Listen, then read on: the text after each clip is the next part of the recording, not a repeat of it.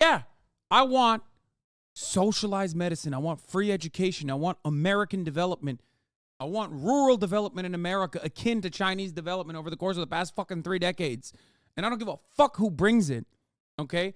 I don't care if they do it in a way that's like, oh no, we didn't spare the reactionaries' feelings on this process. Oh no. Like, fuck that, dude. Get the fuck out of here. Of Xi Jinping.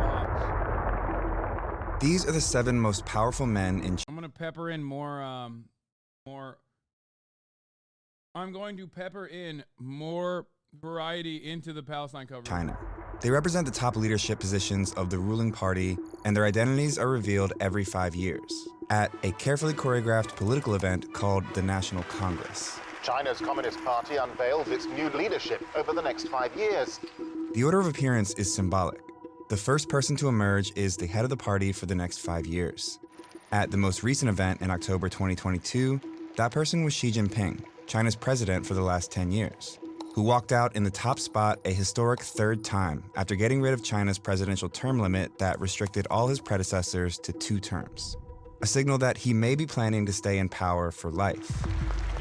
The world hasn't seen a Chinese leader like this since Mao Zedong, the revolutionary founder of the People's Republic of China, whose ruthless dictatorship scarred the Chinese people for generations.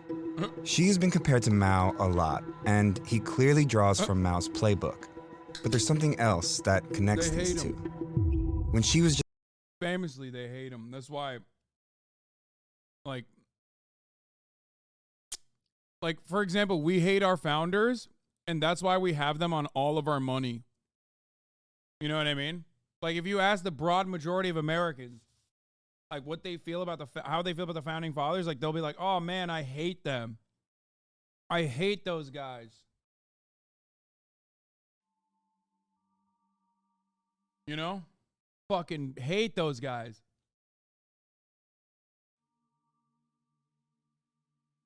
just a young boy, Mao ruined his life.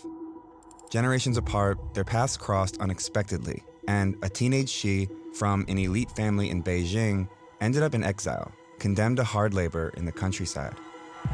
50 years later, Xi is one of the most powerful political figures in the world and the only leader since Mao to have unchecked.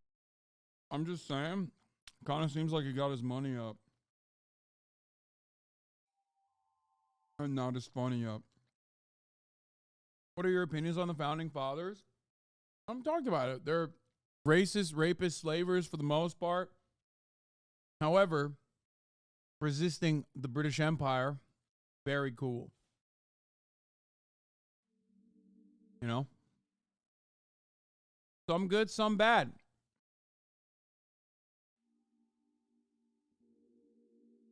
Just saying.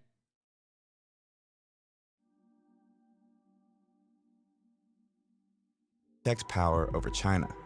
So how did he go from being banished in his country to taking complete control of it?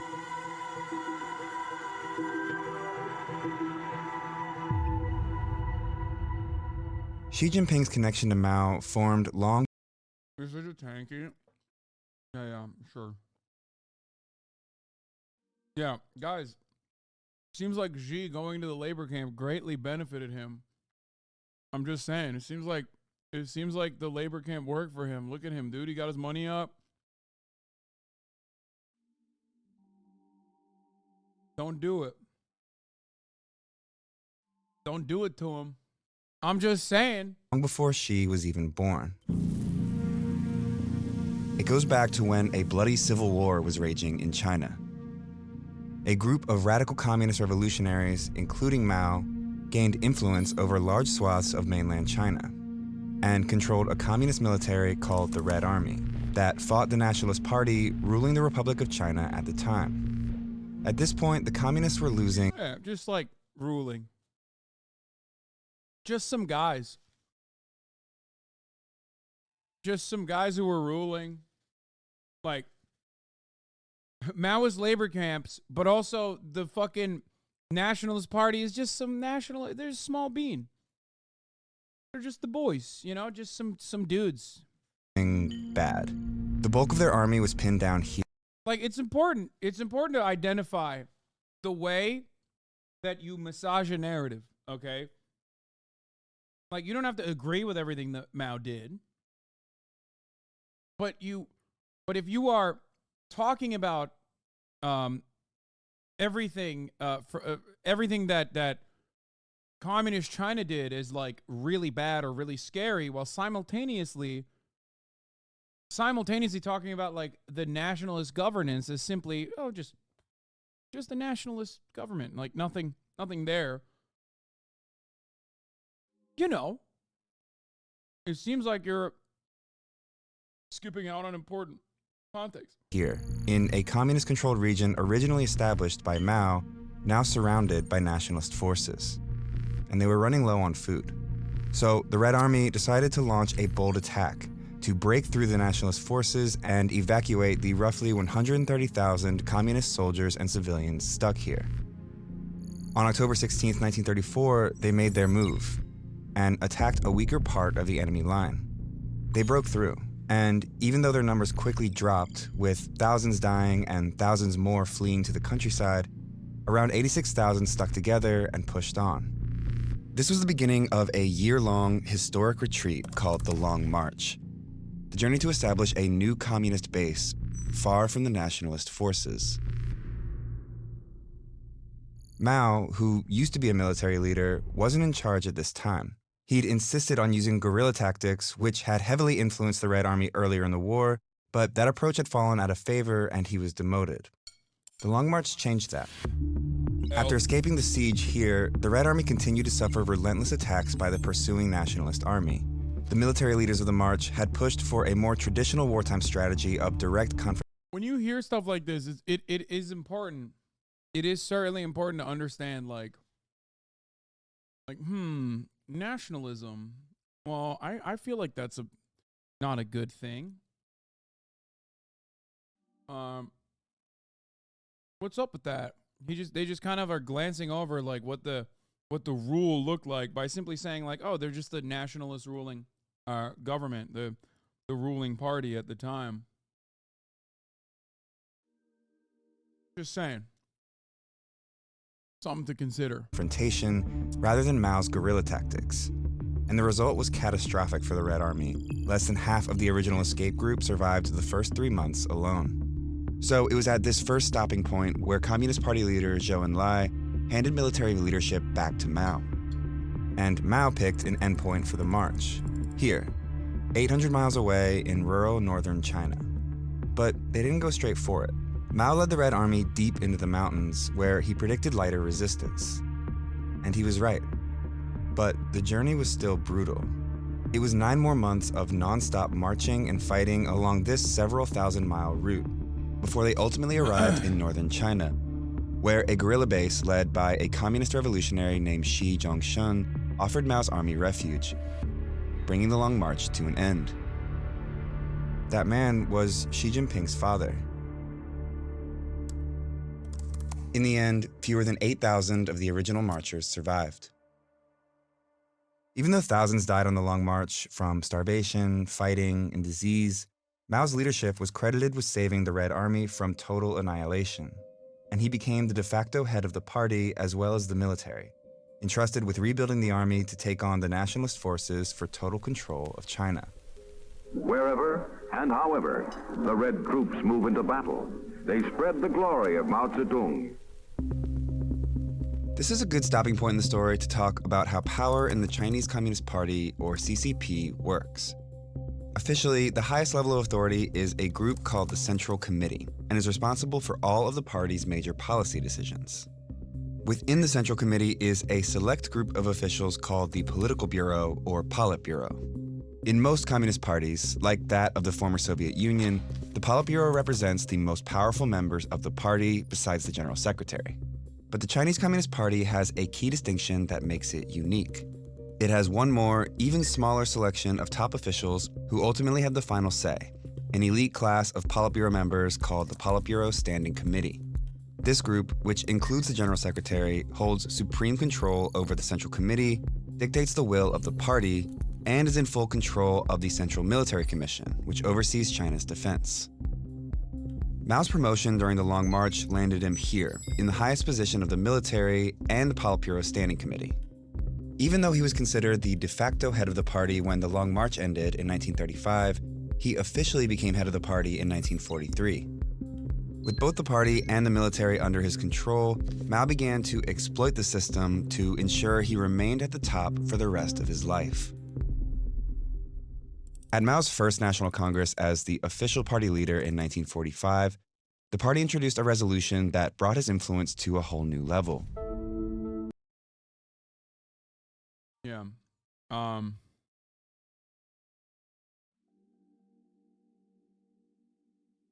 Any Western leader that continues its reign and has like broad popularity is seen as good. Any Eastern leader, especially no matter how war torn their country is at the time, is bad. Like FDR is good. Mao is across the board bad. No shot Haas is going to compare this to FDR. On principle alone, it doesn't matter. It is impossible to contextualize. It's impossible to contextualize what Chinese governance looks like at this time. They have literally withstood genocides. They've forcibly taken the country back from psychotic fascist governance. They've pushed the fascists into Taiwan. Now that fascist government is considering themselves to be the real China that one day will come back and take over the entirety of the China. European allies that helped facilitate and destroy the Japanese army in the region are also operating under the recognition that the Taiwanese exiles are actually the real Chinese leadership. Western leaders can't be reelected more than once. Yes, they can. What are you talking about? What the fuck?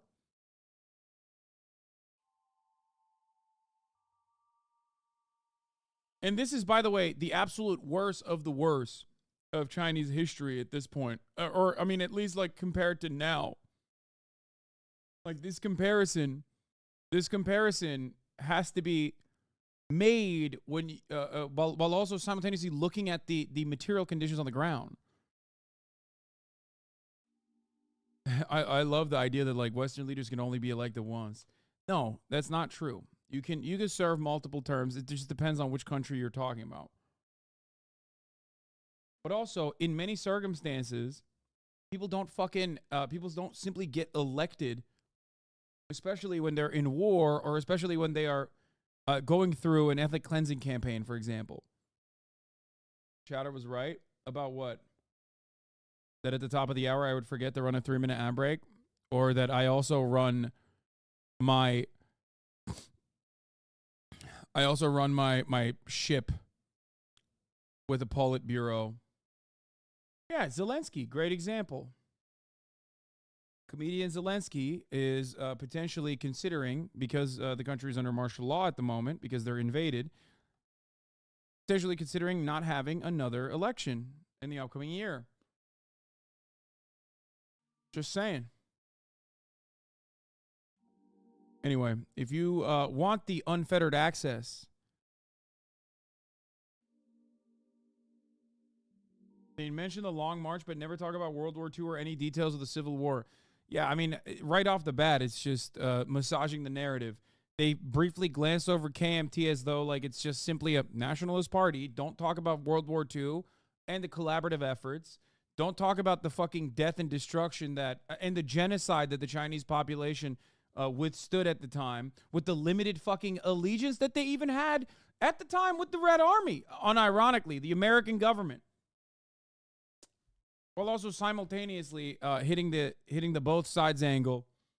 Or the fact that the KMT, the Nationalists, were very close allies of the Nazi Party. This was right after a massive revolution almost completely wiped out the federal structure. It's nothing modern Westerners can comprehend. Exactly. You could, like, You're talking about a fucking war-torn population that was literally fucking genocided by a regional colonial power at the time that also simultaneously was engaging in war with a nationalist authoritarian dictatorship that was also fucking brutal. While they're like literally rice farmers and have nothing. You know what I mean? None of the benefits of being a developed, industrialized nation. It's unimaginable. Unimaginable. Which is why I think a lot of Americans or a lot of Westerners, especially capitalist Westerners, are allergic to any kind of historical materialism, because historical materialism shows the insane gains made by socialist leadership or communist leadership. Like unimaginable efforts in collectivization. Now, obviously, there was a tremendous fuck ton of losses as well, okay? Obviously. Like Cultural Revolution or the USSR's famines. Like there's so much. There's so much that happened that was devastating to the population. And that should be recognized, in my opinion, of course. The idea that it was all great and all fun is silly. Just like it's silly to personally look at the situation and go, oh, the KMT is just like some guys. It unified the party around a single understanding of its history and declared Mao's political ideology, later called Mao Zedong thought, or Maoism, as the unquestioned guiding principle of the Chinese Communist Party. Basically, Mao's ideas or policy decisions could no longer be challenged by anyone. It was here he unveiled his equivalent at the time of the Politburo Standing Committee, the 4 other top party leaders, all long marchers deeply loyal to Mao, like Liu Shaoqi and Zhou Enlai, who'd go on to hold some of the most powerful positions in the future government. This is also funny because it's like, why doesn't he do the Obama style? What was it when he had all the Goldman Sachs guys? What did they call it? I love when in the Western world we fucking constantly complain about how cucked the Democratic Party is, the reactionary opposition. Okay. Constantly fucking Nancy Pelosi literally crying about like, we want a strong Republican Party. It's the basis of a healthy democracy. And then Obama did a team of rivals. Like, that's great. We had all the Goldman guys in the fucking office. And then when you have a fucking cabinet full of loyalists, you're like, what, that's really fucked up. Yeah, no shit, man. Dude's trying to save people. Yeah, I'm sorry that, he wasn't... I'm sorry that he didn't do Obama-style team of rivals, okay? Brilliant. Why didn't he have the fucking fascists come into power? I like how we framed the only qualifications as loyal to Mao rather than prove their capabilities over 20 years of war. Listen, when you got a motherfucking Australian criticizing an anti-Chinese video, okay, that's when you know you've gone too fucking far on your historical revisionism. You understand? I know you're Chinese too, but you're more Australian than you're Chinese. Come on now. I know you're Chinese.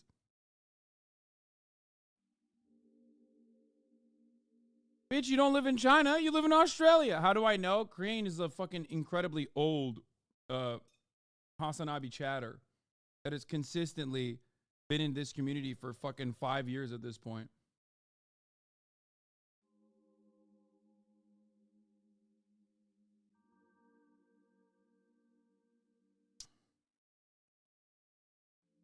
I won't even get into why Korean would probably be very anti-Maoist. Specific reasons as to why. However, that's how you know this is like very ridiculous framing. Anyway. 4 years later, Mao declared final victory for the communists in the decades-long Chinese Civil War and established a new country, the People's Republic of China, or PRC. Mao Zedong, once a lowly party worker, now assumed the stature of the dominant figure in all of Eastern Asia. But winning a revolution isn't the same as running a country. Because now that you're running a country, there's all these other things you have to do, like deliver the mail and like build a dam and stuff like that. You can't possibly have the party do all these things. So the party set up a government that would take the policy decisions made by the Politburo Standing Committee and figure out a way to make them a reality. And so it evolved to a system where the party would make all the important decisions, and especially the Politburo Standing Committee. Then, as it is today, many of these decisions would go to the State Council. So the State Council is the highest decision-making body on the state side, led by the Premier of China. The Premier of China, by the way, is almost always a member of the Politburo Standing Committee. One way Mao kept a tight grip on power over the years was by promoting those loyal to him to top positions in the party and government, whether they had government experience or not. What is this take? What is this take?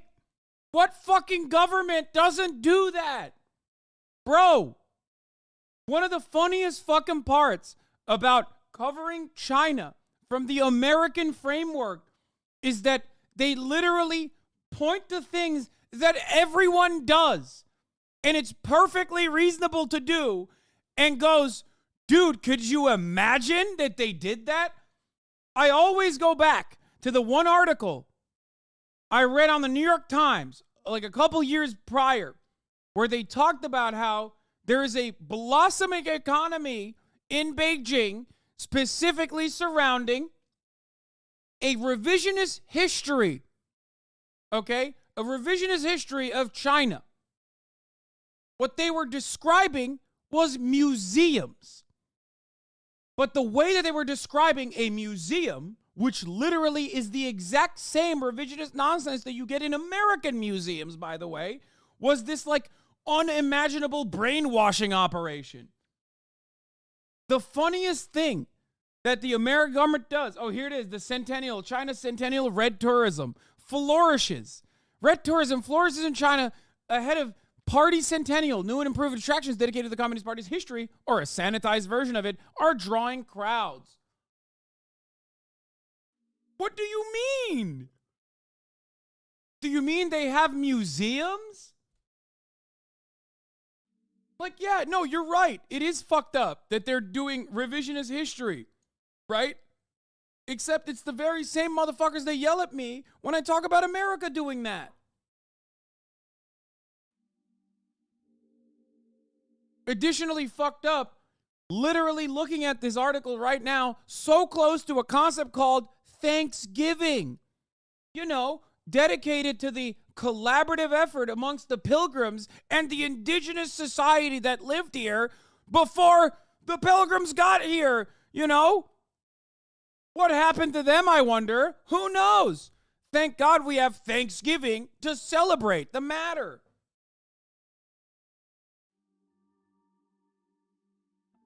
It's so fucking stupid.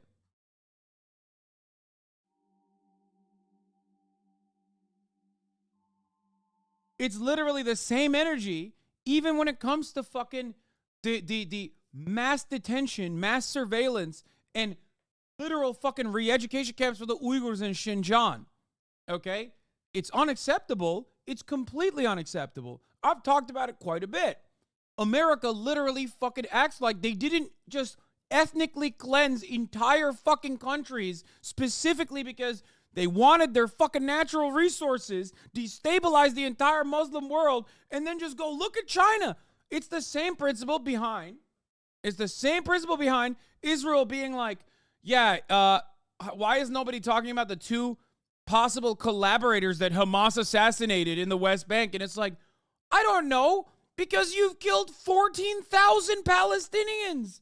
What do you mean? Is the argument that it's only okay when you kill Muslims? What the fuck are you doing?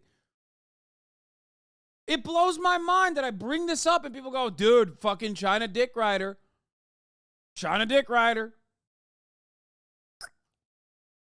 What the fuck?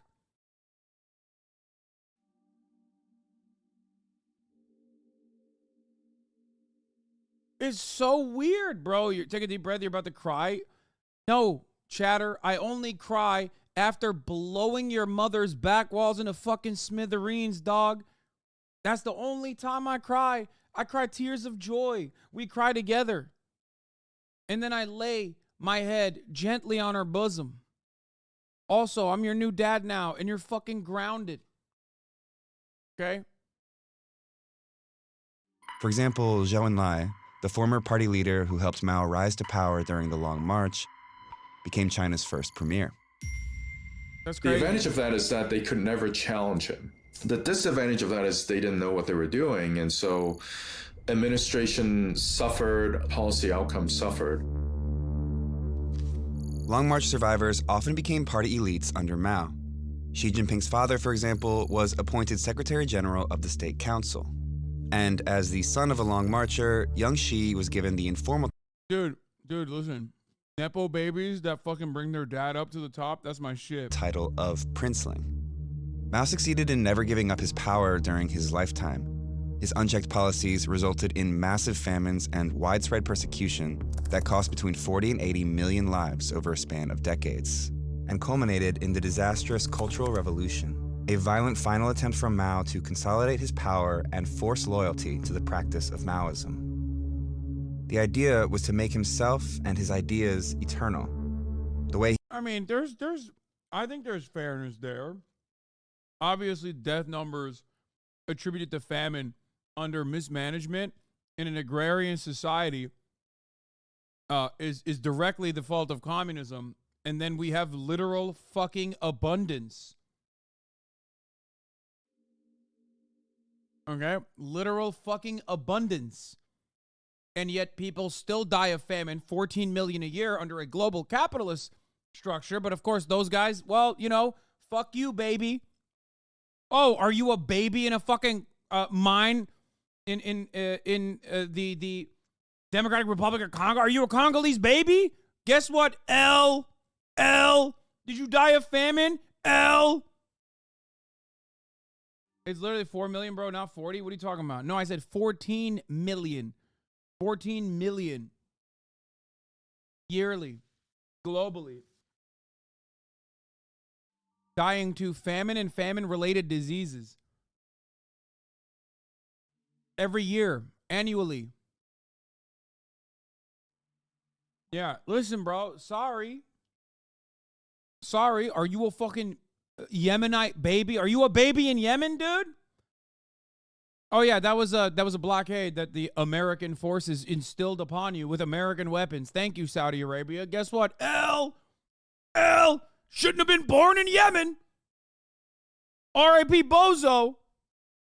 Because that's not capitalism. That's not imperialism, the highest stage of capitalism. That is an L. You're taking an L. Oh, you meant the Great Leap Forward numbers. Oh, okay.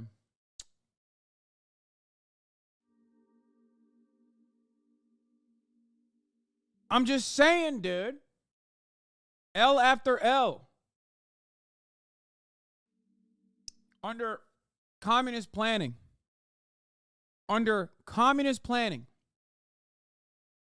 Okay? You fuck it up. People die. That's your fault. That's the fault of communism. Okay? Under capitalism, we have the abundance. We have the supplies. We have the technology. Like, capitalist planning has created a structure where literally everyone could eat. But the reasons as to why everyone can't eat, despite the fact that we have an abundance, is because logistics.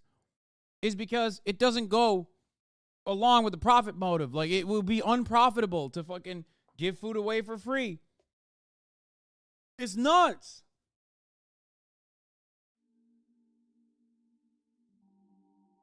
Mao embodied the bootstraps crowd's vision, but they aren't ready for that. Thank you. he viewed communist figureheads like Lenin and Marx before him. Anyone that didn't fall in line with Mao's ideology was publicly humiliated, impoverished, excluded from society, and in many cases, executed, either at the hands of the army or by a militant youth group obsessed with enforcing Maoism, the Red Guards.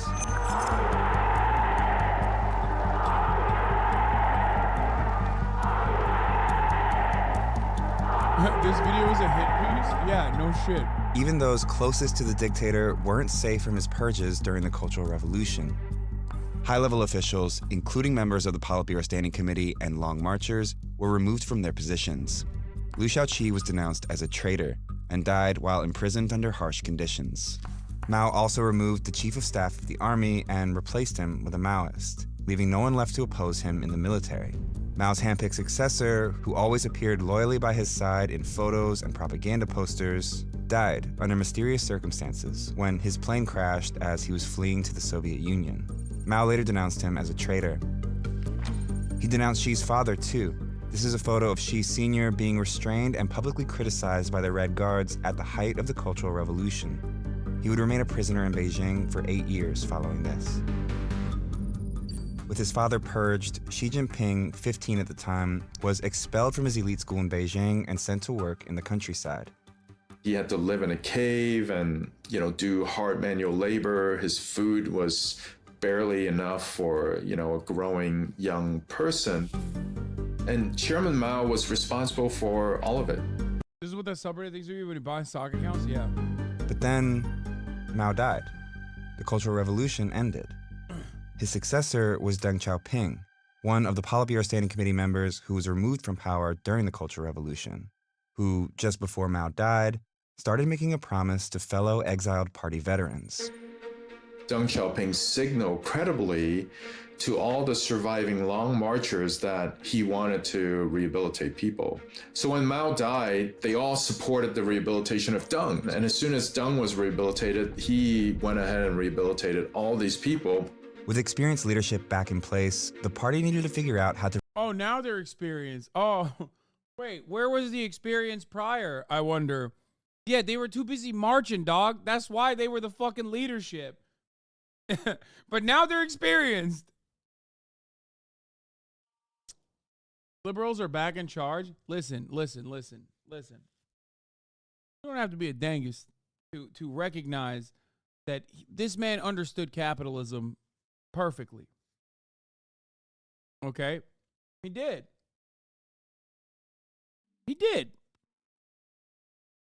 There's no... I mean, look at modern China.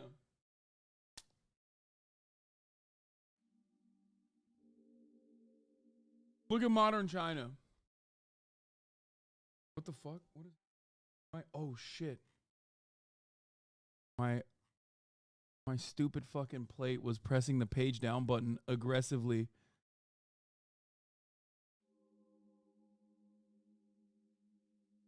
My stupid plate. To prevent something like this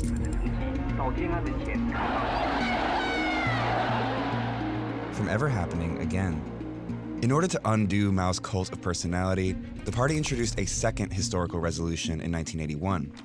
It condemned periods of Mao's rule and emphasized a renewed commitment to collective leadership, vowing to oppose the consolidation of power around one person moving forward. The successors to Mao didn't want a dictatorship, so they divided up these positions and put them in the hands of different people. Like Mao, Deng kept tight control over the Central Military Commission as its chairman, and held a leadership position in the government, but was never head of state. He never held the highest position in the party either. Instead, he set up a new advisory commission and served as its chairman, which allowed him to influence the party's direction without positioning himself directly on top of it. This allowed a power-sharing structure while still making Deng the de facto leader of China until he stepped down in 1989, following the army's massacre of students protesting in Tiananmen Square. A protester suddenly ran into the middle of the street and in front of the oncoming tanks. Anger at Deng Xiaoping, the entire Chinese government, it had the real feeling of rebellion in the streets of Beijing. People want to fight the military out of their city.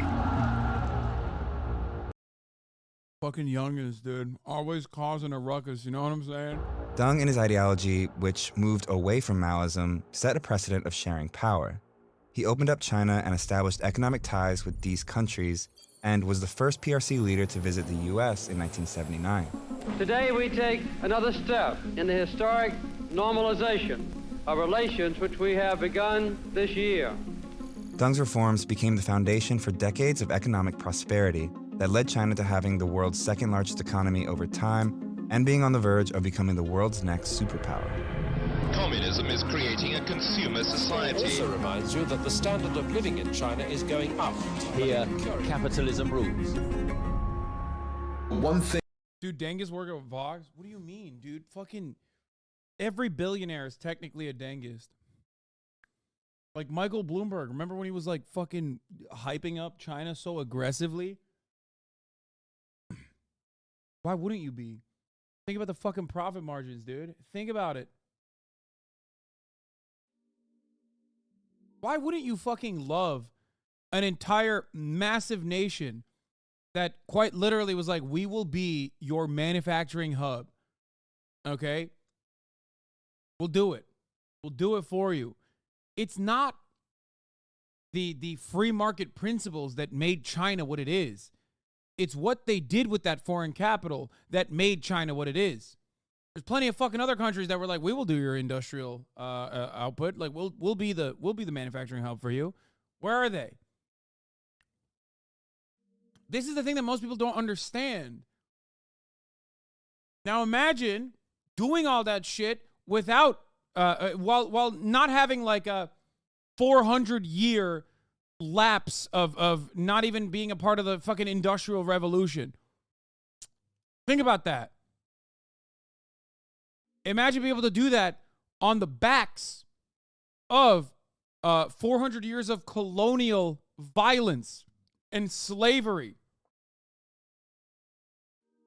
The amount of prosperity that the Western nations got as a consequence of all of that is unimaginable. And we squandered it. We squandered it. We cast it aside. We said, fuck this shit. That's why I always say, what is all this fucking blood and soil and all of this violence if all that it gives you in America is like being able to go to fucking Walmart and eat 30 different brands of Oreos and that's it? Like, what are we doing? What are we doing?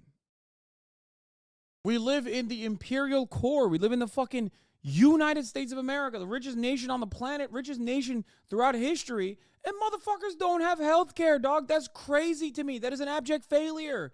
There is no better way to show that capitalism is inherently always in a decaying position than looking at America like it's literally the fail son of nations. It's like being the fucking billionaire Koch brothers is like shitty ass nephew that squanders all of that wealth and prosperity. Meanwhile, all we're doing is dunking on motherfuckers who are broke boys from the jump. Wow, dude, look at China, 1945, fucking just straight up. 1945 to now in China. Think about the amount of development that occurred in that process with genuine setbacks. Okay? Genuine setbacks, millions fucking dead, famine. And then you look at China now, and it's fucking insane. 1948, 1945, whatever the fuck, okay? Think about what the conditions are post-World War II in China. They've just withstood genocide. They don't got the Marshall Plan. They don't got none of that shit. There's no Western colonial backing at that point. Western colonial backing, colonial power backing is literally going to the nationalist the psychopaths that are doing the white terror, and the rest of the world is recognizing them as the fucking true Chinese government. Man, look at this. Look at where they're at after that. Look at that. In that same time frame, what did America do with all that wealth? We haven't developed shit. Resting on the laurels of the New Deal, dude. That's insane to me. We lucked out like 1,000 times because of how far away we were from the action during World War II. And then we became the major power. But what did we do? All we did was build more fucking lanes and highways. Exactly. No high-speed rail, no nothing. Thing power sharing did lead to was a lot of policy innovation and then some degree of decentralization, and both of these things helped China's economy enormously. Which is why this period of economic growth and reform, stretching over roughly 30 years, is known as the Deng era. And whether he wanted to or not, Deng kept his word and never tried to consolidate absolute power around himself. He did end up sharing power, and that set the stage for power sharing in the party until the rise of... Yeah, bro, that's why he fucking China did so well, because he shared power.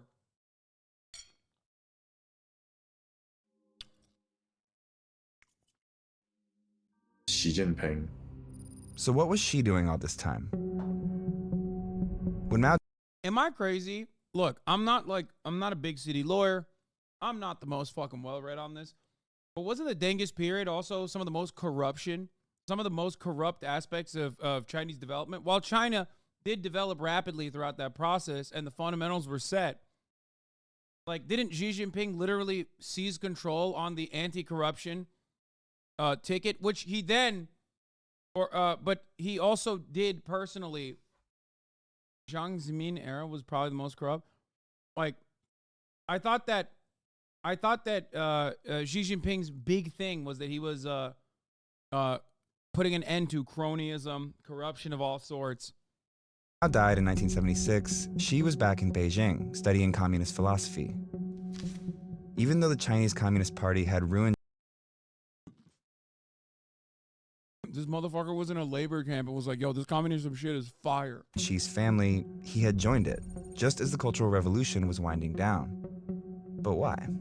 Personally, he might begrudge Chairman Mao for doing all these terrible things to his family, but I think at this time he also recognized that in the system of the Chinese Communist Party, power is everything. Without power, you're nothing.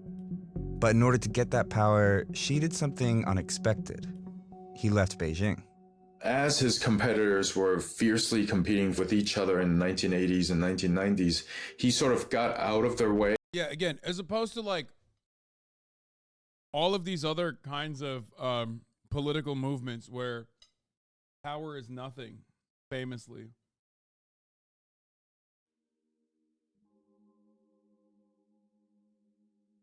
Power is important in politics, scary, because China. Power is important in politics in America, not scary because it's America. And went to the provinces. He took positions in party leadership in rural, poor provinces all around China, where there were no other princelings to compete with. First in Hebei, a poor rural province outside of Beijing. They keep saying he's a fucking Nepo baby, dude. Beijing, where he easily reached the top spot as party secretary. Then in Fujian, a heavily militarized region where top members of the army were stationed. He moved up the...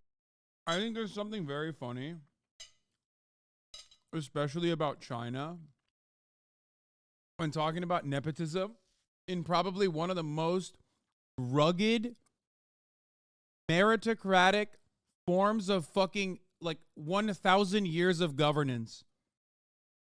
Like, it is not even, I mean, look, of course there are going to be distinctions. Of course there are going to be people with, like, an upper hand. But if you consider the Chinese governance historically, okay, to the United States of America, for example, where the class dynamic creates this environment where, of course, those who are of the ruling class, the bourgeois, are going to have a genuine upper hand in comparison to places like China, where standardized testing is literally at the foundation of, like, class mobility, or not even class mobility, but simply getting into power. It's kind of silly. Like, meritocracy isn't real. I've talked about this quite a bit, but there are aspects.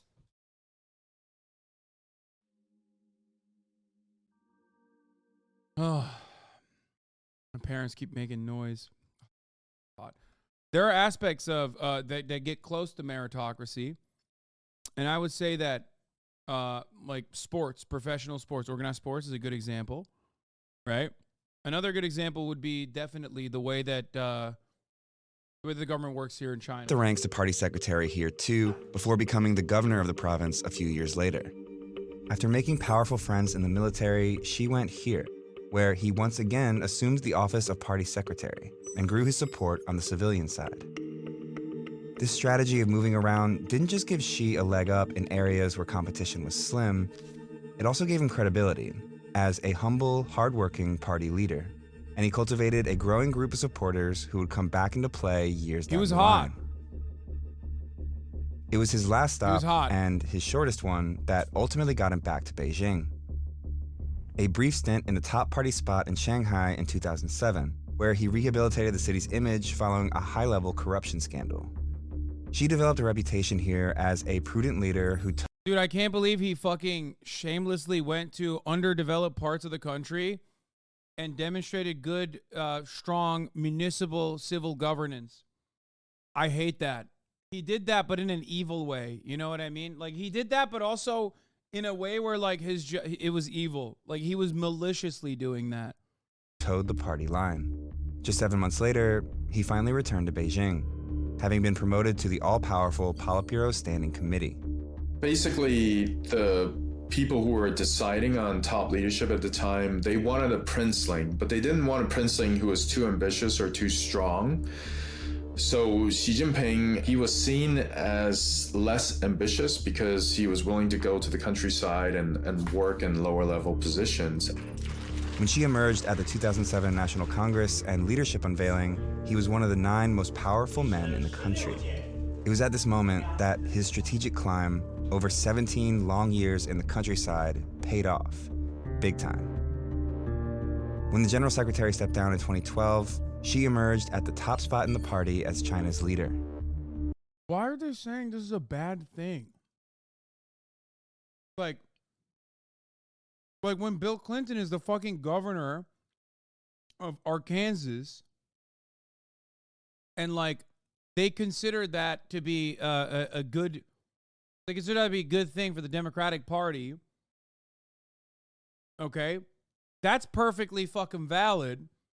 But when you got internal party structure looking for someone who actually rose through the ranks and got his fucking money up and not his funny up in rural parts, in lesser developed parts of the fucking country, that doesn't signal that the party is actually interested in development of rural parts. Also, this is why I get why, bro, the video never said that this was bad. They said it happened.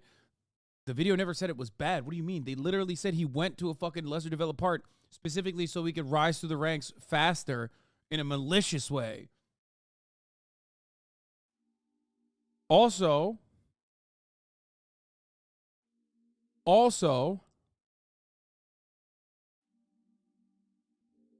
anyway, Israel can do no wrong, but only China only does wrong. Everybody knows that. No, there are shitty aspects of Chinese governance. There are shitty aspects of every fucking government. Okay. The problem is, from their own perspective, it's just like, yeah, he was good, but also he was like secretly bad, actually. Like, here's some ominous music. Here are the things that he did that in other circumstances, in America, for example, you would consider to be good. You know? But it's actually bad. Now, the elite son of a former revolutionary turned exiled peasant turned party darling was poised to seize control of everything. Like Mao, Xi Jinping believes that rallying around a single figure is crucial to the party's survival, rather than the collective leadership Deng's reforms had normalized. So pretty much as soon as Xi Jinping came to power, he started getting rid of people. The news 4 top officials removed for taking bribes was announced on state TV. Xi Jinping has just sacked his foreign minister, just sacked his defense minister. He's sacked a whole lot of other people at the top of the military establishment. The former security czar has not been seen in public for more than a year. The investigation against Xi allows the Chinese president to remove those opposed to his reforms He launched a major anti-corruption campaign as soon as he took power in late 2012, early 13, which led to the arrest of hundreds of senior level officials, as well as military officers. These purges targeted Xi's rivals in the party, whose vacant positions he filled with his own supporters. After this massive purge, what? That's not true. It's literally not about him. They keep saying Xi Jinping thought is this way to deify him, but that's a lie. Xi Jinping thought consists of 14 policy, ensuring Communist Party of China leadership over all forms of work in China. The Communist Party of China should take a people-centric approach to the public interest, the continuation of comprehensive deepening of reforms. By the way, he's literally fucking, I mean, that was the drain the swamp shit, ironically. Oh, fuck, I'm hitting page down again.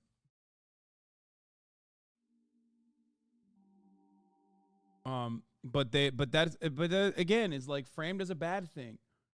Xi Jinping was in very tight control over both the party and also the Chinese military, thereby making him the most powerful leader of the Chinese Communist Party since the death of Mao.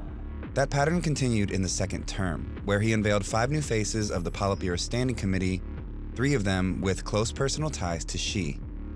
In 2021, Xi pulled off one of his... This is yet another one of those situations where, like, half of the anti-China propaganda that is cut in America, unironically, if you didn't have, like, ominous music behind it, would be considered like a promotional material. Like, whenever they're like, dude, they're fucking... Did you guys know that in China, they executed the fucking corrupt politicians that were allowing spoiled baby formula to be sold? And then you look at that and you're like, well, first of all, I'm obviously not in favor of capital punishment, but you're like, well, what do you mean? Are you saying that this is somehow bad? That like what the fuck's going on? What do you want me to be on the side of the dude who was fucking selling baby formula knowingly that it was like killing children, like killing babies? Like, it doesn't make any sense. Like, what am I supposed to take? What's my takeaway from this? They could actually bring up bad things too, but that would hit the same as discrediting it as entirely.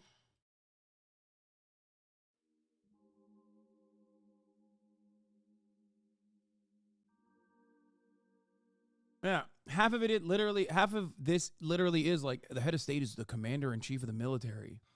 Spooky. Did you guys know? This is what Republicans do as well, and I've talked about this before.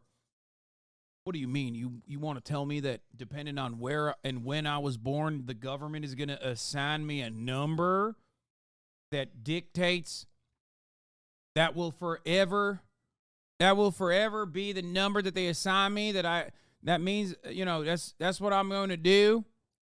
That's what I'm going to pay my taxes on the basis of said number. The government's going to come after me with guns if I don't pay money to it. Doesn't sound good to me, brother. I hate that. Seems like socialism. It's like, nah, that's just Social Security, dude. Ah, you said it. Social's in the name. That's your Social Security number.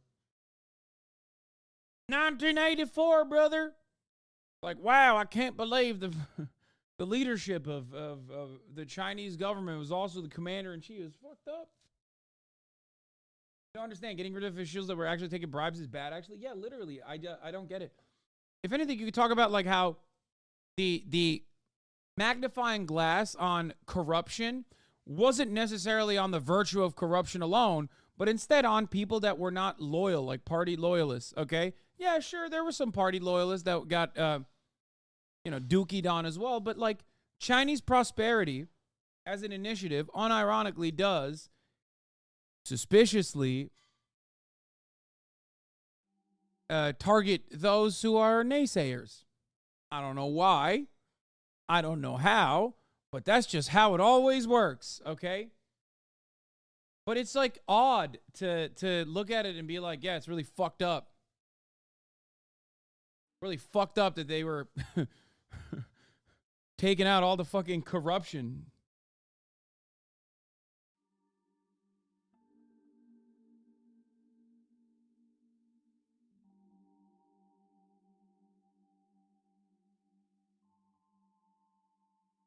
His most dramatic acts yet. to enforce his influence over the Chinese Communist Party. He introduced a third historic resolution that unified the party's ideology around one clear line of thinking: Xi Jinping thought. Xi's personal political ideology would now be the core in the party's thinking, political stance, and action. Basically, Xi Jinping's ideas could no longer be challenged. And they weren't for many years. During Xi's first 10 years in power, the size of China's economy more than doubled. So did average individual income. So did military spending. Under his leadership, China's presence on the world stage has grown too, positioning the rising superpower to take on the role of an aggressor externally, reasserting claims over parts of the South China Sea, intimidating Taiwan and Tibet, and stripping democratic process in Hong Kong. Inside its own borders, strict internet censorship and surveillance are widespread. And oppression of Uyghurs, a mostly minority Muslim ethnic group, is marked by human rights abuses. But it wasn't until COVID that Xi saw the first real challenge. I do think it's pretty funny that, like, Americans are so... We so don't give a shit about Muslims that, like, once it was no longer, like, a good political cudgel to use against China, they don't even fucking talk about the Uyghur thing. Well, they literally are just like, yeah, there was marked by human rights abuses. Moving on. Like, you can make a fucking 20-minute video just on the Uyghur stuff alone. You know what I mean? But, like, they don't give a fuck at the end of the day. They just legitimately don't care.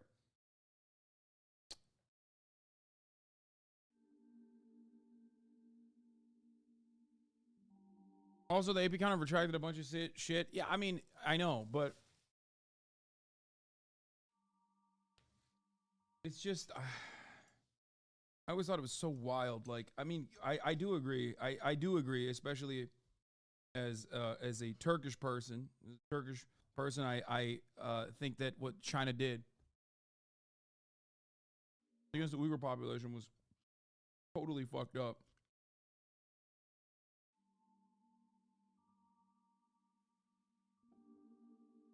They did it because of national security concerns.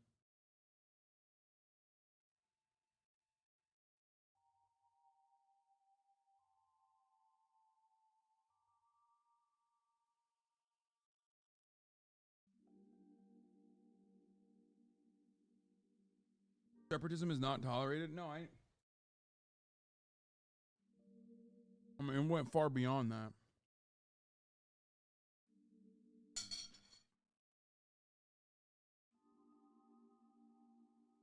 The idea that it was like simply just separatist movements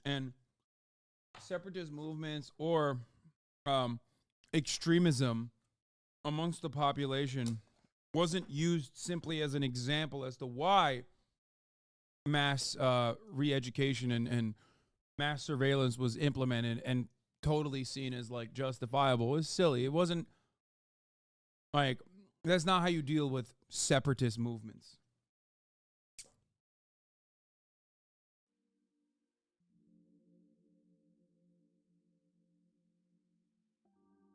You don't put a fucking dragnet on an entire population. And yes, America doing similar things. America doing similar things is not exactly a good thing in this situation. It doesn't mean anything. You can't fucking be like, well, America does it too. I don't give a fuck. Yeah, when America does it, it's bad too.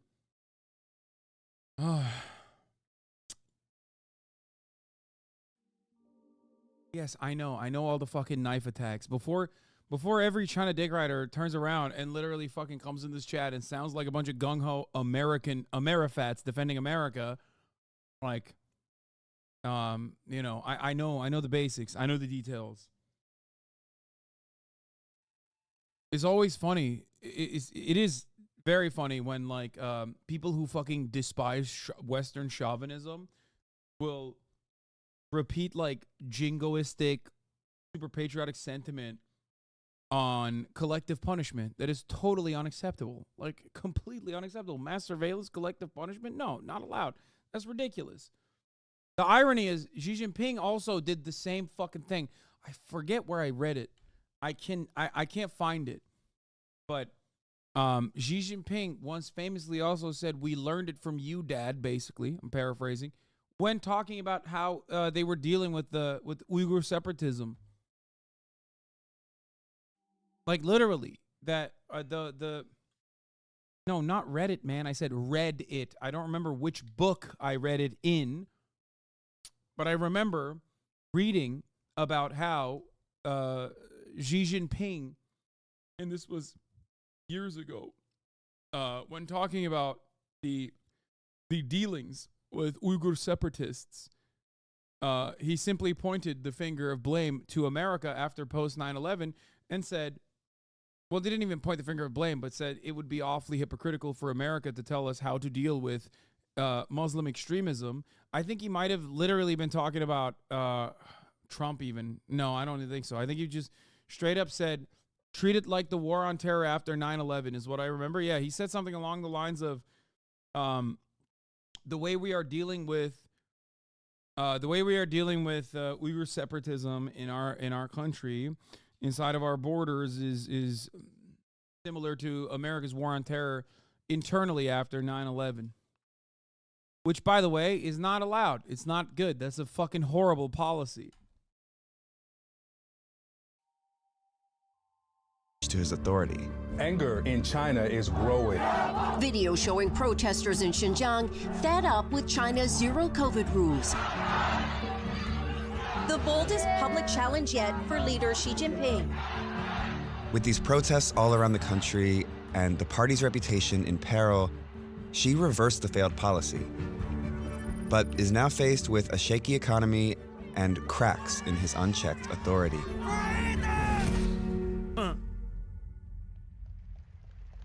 It was just weeks before the widespread protests. Bro. One of the funniest things that happened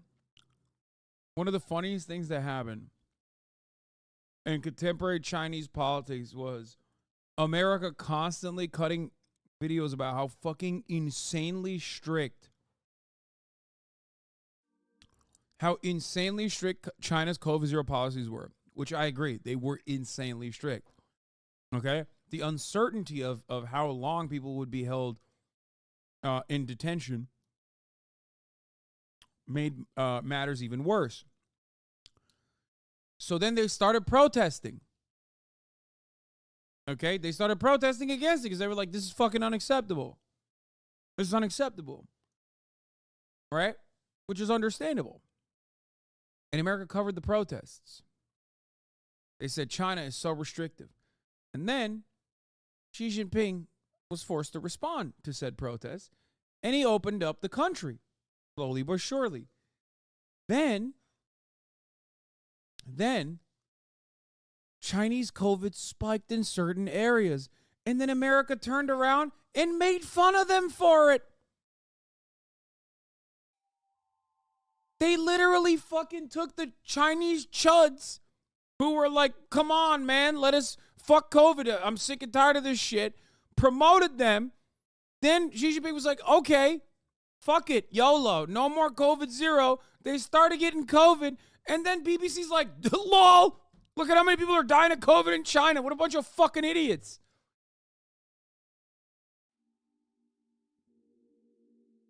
It's like, what are we doing? It's like my haters will be like, Hassan, what you said here was wrong. And I'll be like, you probably misunderstood. Let me go back to it. We watched the video. I'll be like, okay, you know what? I was wrong. Then they go, ha! You were wrong. Imagine admitting you were wrong. You're backtracking. I'm like, okay, well, there's new information. Now I know I'm wrong. It's like, doesn't matter.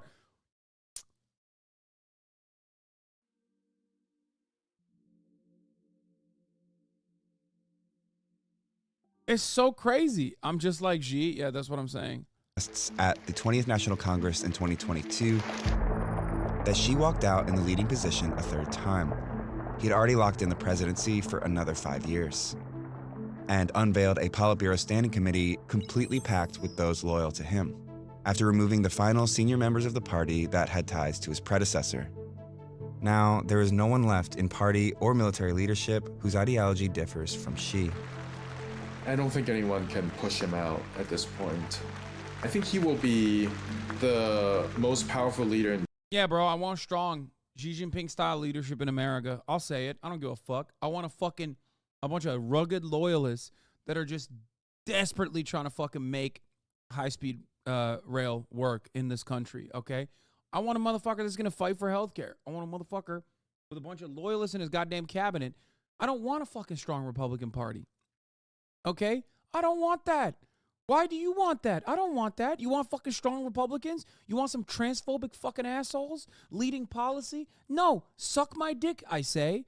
I do not want a strong Republican Party. I do not have these fucking ridiculous notions of liberalism, okay? Fuck that. No. I want Nancy Pelosi to crush the Republican Party with her fucking Pelosi's, okay? I want her to fucking smack like a goddamn gavel. Not fucking sit there and be like, oh my God, we want a strong Republican Party. Fuck that.